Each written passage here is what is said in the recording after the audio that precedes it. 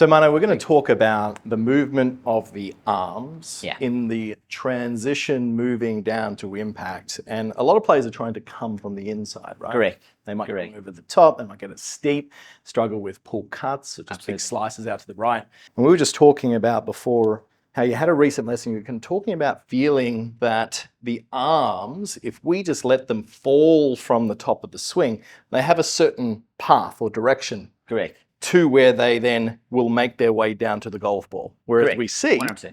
the amateur Spinning generally open with the shoulders. Yeah. Now, if you can just understand what the body does naturally, and this is a good example, will you just drop me your club on the ground there? Sure.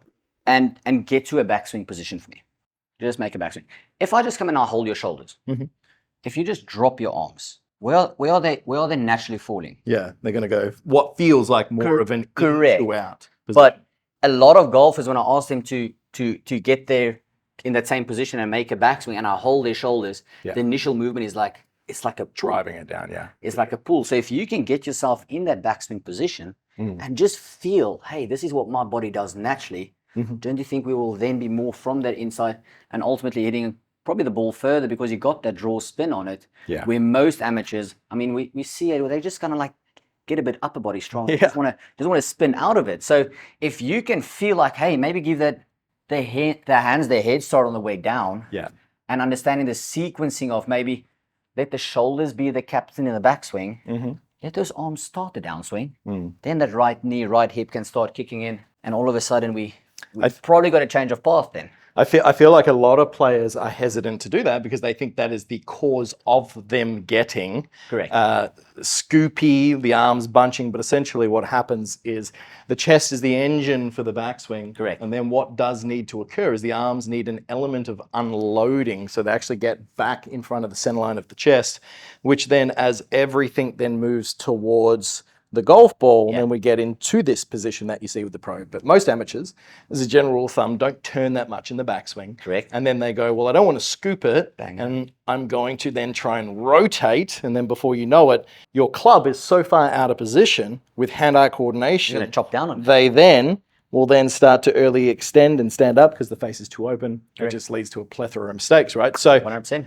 when we are looking at the feeling, and I love exactly what you said there, of just like getting to the top and almost feeling that the arms are falling, I've got a great little drill that I use with a lot of players is actually try and get them from the top of the swing, try and get the club head touching the ground as far back behind them as possible. Yeah.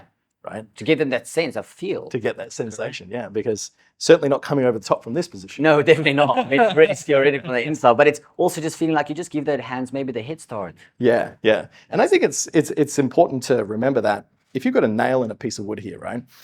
You don't pick a hammer up and then drive down with your elbow to try and get the hammer head back to the nail. Definitely not. You are lifting the hammer up, and even though it is preceded by a sequence of the arm and then the wrist, the intention is to get the hammer head hitting the nail. Correct. Right? So that would be the same as from the top of the swing, as my body is pivoting and rotating, then the arms and the club head is making its way back down. Yep. And then in sequence, everything would move through together. I think that's quite interesting for players to see in slow motion. 100%. No, definitely. Because you can't, two things do need to come together here. We're not asking you to pull it down. Yeah. That's going to obviously invite a whole different other things. But if we can just understand, like you said, let that chest be the engine. Let's get ourselves turning. That's the big thing first. If we don't turn, that's going to obviously cause all other issues. Let that arm feel like, hey, let's just, I think Rory said it where he gets his right shoulder to feel like he's relaxing, and that gets his club to drop. Now, it's difficult to ask your day-to-day golfer to relax his right shoulder. I don't think even I can do it. But when I make that golf swing, I just feel like, right, let my hands just start. It's maybe that 20 centimeter drop. Just feel like, hey, if I can start that movement, now I can come down. It's on from the inside, and now clear the rotation. Now, if I just turn, I'm probably going to get to the position I want to, not quite that over the top, but more from that inside path. I think a great feel and visualization for people is to get the sensation that they're gathering speed, right? So, for example, they're just waiting for the ability to then release it through the golf ball rather than from the top of the swing, swinging with all abandonment down straight down the golf ball. We can see how the shoulders will spin out and the club moves across. So I think that feeling, exactly what you said, of just letting the hands and arms fall beneath before we rotate. turn, right. And I think, like, even without using props, I think it's just a great exercise for players to feel. Let's go back of the right shoulder behind us for the right-hander. Yeah. Feel like the arms fall down to club shaft parallel. Correct. And then turn move through. through. Let's hit one doing that. Let's see how we're going in the lab here. So back of the right shoulder behind, arms fall down, they're nice and soft, and then following through. Good. Now, that was a beautiful little chip shot there, and as we could see, the ball curved from right to left, which would say that the face is closed to the Correct. left, which means that we certainly weren't coming over the top and getting too steep, were we? Correct, because obviously would have a whole different shape there. But just understanding the path would obviously, just by you coming in from a whole different path, more from the inside, that will already put right to left spin on it.